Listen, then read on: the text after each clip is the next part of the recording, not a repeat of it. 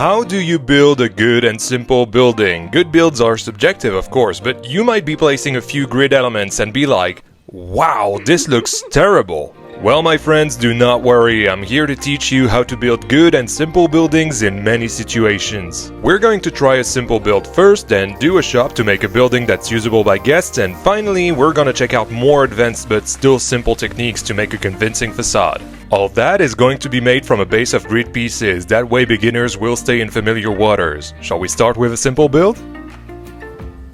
What I call a simple build is this little lodge that I like to think is set somewhere in North America. It's only 244 pieces, nothing massive. Let's start building this together step by step. When you start a building, it's always good to get the basic shape of it done first. No need to be afraid if your wall pieces are clipping together, especially if they have a unified texture like the modern wood we're using here. Basically, what you can do in this case is to select the piece with the Z fighting, split it from the building group and move it slightly to stop it from happening. At the floor for the terrace around the lodge, use the same split from group technique to create some stairs, and when that's done, let's get our roof on top of the walls. Oh, and don't forget to recolor your roofs or even any other piece when it doesn't match your vision. That's the best and easiest way to give your build personality. After all, what matters in the end is that you are happy with what you make. Would you believe me if I told you we've just completed the hardest part?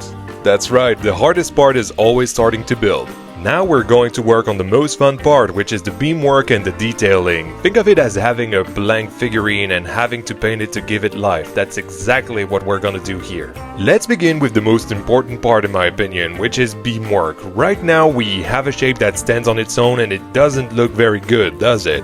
By adding wooden beams to build the frame of this shape, you can already see how it sublimes what we've previously built, on top of adding supports that make our build believable. And now that we're done with the shape and the skeleton of the build, all that's left to do is the detailing. Let's start by adding some Viking stone fences to simulate the foundations of the lodge and use that opportunity to create a planter with the upside down Viking palisade at the front of the building. Oh, and I think some wooden Viking fences upside down around the terrace would help too. Let's add a door and windows to our lodge to make it feel more lived in, but oh no! The Planet Coaster Window 6 doesn't have the same look as the other, but we really need that smaller window in the same style.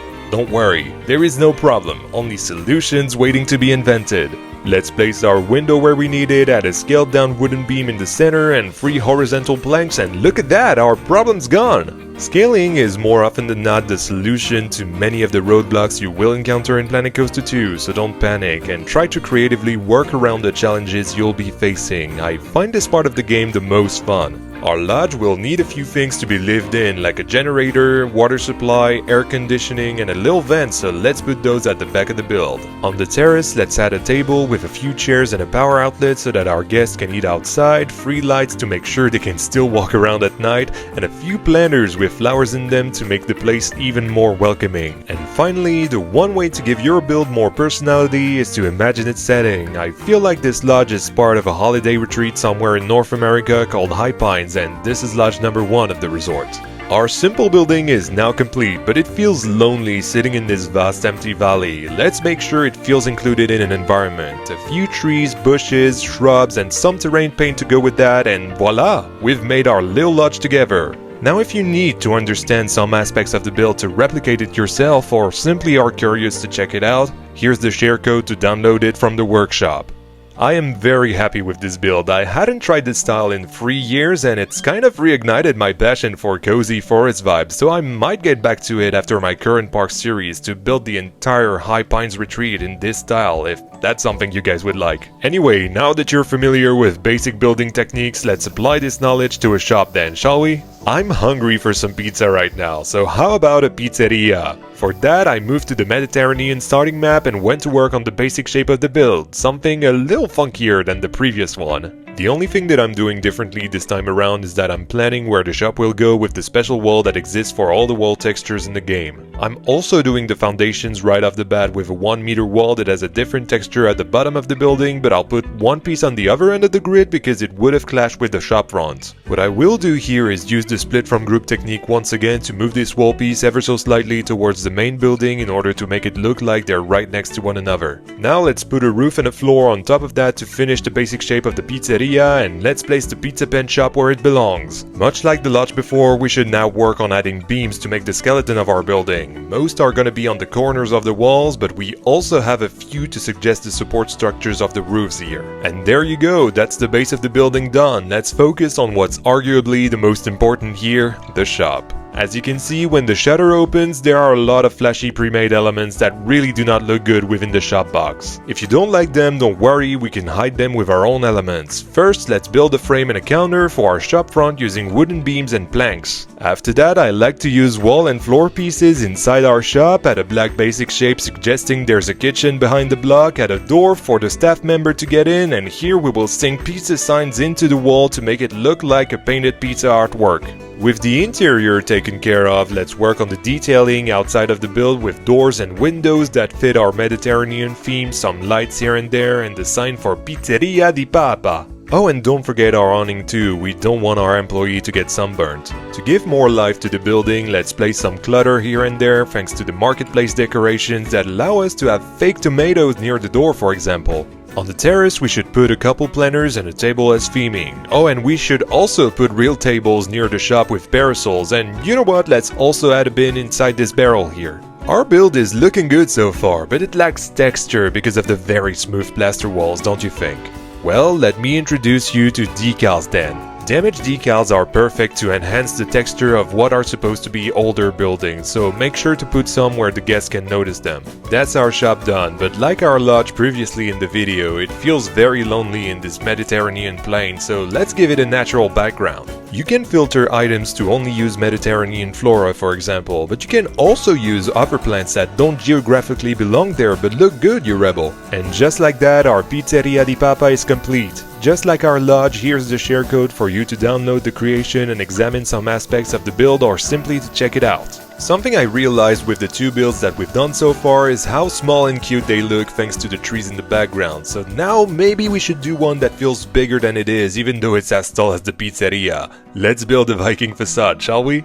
As we've done with the previous two builds, we should start with the basic shape of what we're building. My build is inspired by Viking longhouses, but I still wanted it to be on a grid for the sake of the tutorial simplicity. What a facade is basically comes down to making what is flat seem less flat, like a show building for example. That's why the back of the building is a simple black box and the front is, well, a front. That's why we must give it as much depth as possible. The body of the building is the horizontal bit, but the vertical bits, including the main entrance, are here to break that up a little. That's something that is also helped by the shape of the Viking roofs in the game. Oh, and I took the liberty to add docks with the start of a bridge going over this little body of water to get our guests inside the building. Of course, in a normal scenario, this would be pathing. With the basic building blocks ready, let's add the skeleton of our facade with some of the pieces from the Viking set. And yes, this is just an excuse to have some fun with this theme before I get to it in my park series. After all, this is a game, you can do whatever you want as long as you're having fun. The skeleton allowed me to give the bridge its shape as well as make the corners more interesting. For instance, the wooden beams in the water have iron accents while the main longhouses have golden ones. That's because this facade is going to end up being my personal interpretation of Valhalla, the mythical place where warriors who have fallen in combat eat and drink as they wait for Ragnarok. I am way too inspired by this theme. I love Norse mythology, so it gets my creativity going. Let's use it and start detailing the build with doors and windows. This time I'm going to introduce you to a new technique we haven't talked about yet, but you might have heard about it before if you're a theme park enthusiast.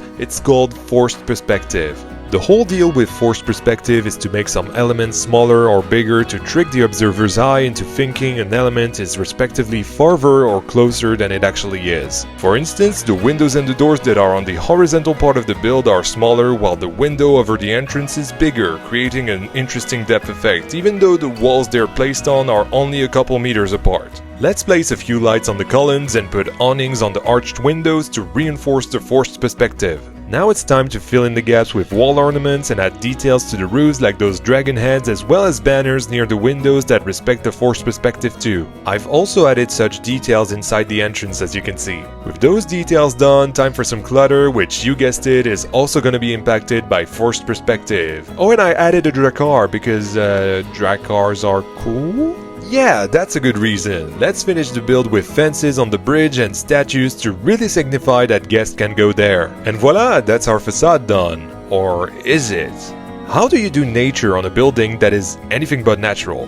Let's all say it together, forced perspective! That's right, forced perspective and facades also go hand in hand to create fake natural landscapes. The idea is to have a few trees and bushes that serve as a reference point for what's closer to the guest, and then we get progressively smaller as we climb up. But don't get fooled, as you can see from the back, this still very much is a facade. If you want to examine every intricacy of the build, you can also download it from the workshop, just like the previous 2 builds of this video. And with that, our tutorial comes to an end, my friends. I hope it's been useful to help you build, or at the very least to inspire you if you already knew everything. Let me know if it has in the comments or by joining the 221 members of my Discord server, the Yan HQ, with the link in the description. If you enjoyed my work today, please like the video, subscribe to the channel, or perhaps even become a channel supporter. By the way, congratulations to the Mega Gamer 429 and Bentoga for earning the 2 months badge. Thank you so much for your continuous support, it genuinely means the world to me. And of course, thank you all so much for watching. This has been Yan, and I'll see you in the next one.